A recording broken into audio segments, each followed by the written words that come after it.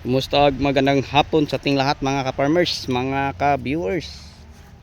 So sa hapong ito, share ko lang po sa inyo kung paano po tayo magtatanim ng kamatis, no? Gamit ang mabilisang pamamaraan. So ito ang aming ginagawa mga ka-farmers. Una, ginagawa po namin ng plat bago tinakpan ng plastic mulching. So pagkatapos mga ka-farmers natakpan ng plastic mulching, binutasan natin, no, na gamit ang PVC. So ito po ang ating PVC mga ka-farmers, oh. Pinaipit sa kawayan. Tapos pinataliman para maganda nga tingnan ang butas. Ayan.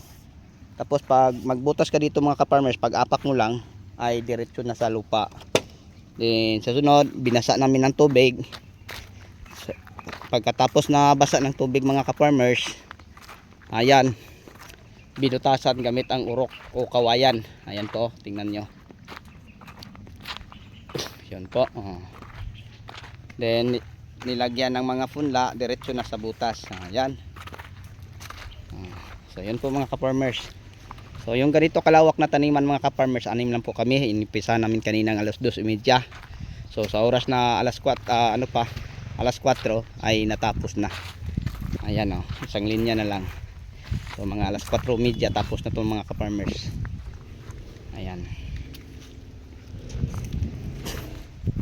Yan si ka-farmers. Yan. Tapos tinambakan ng kunting lupa ang mga puno. Parang hindi mamatay. Okay? So yun lang po, no? Yan. Si ka-farmers, nagbutas. Patuyok-tuyok po, Yan, napakagaling. So yun lang po. Sana may na-share po ako sa inyong simpleng pamamaraan, sa pagtatanim po. Yan. So tingnan mo sa ka-farmers, diretso na. Paglagay diretso na, kunting lang, pahit na, huwag lang damihan.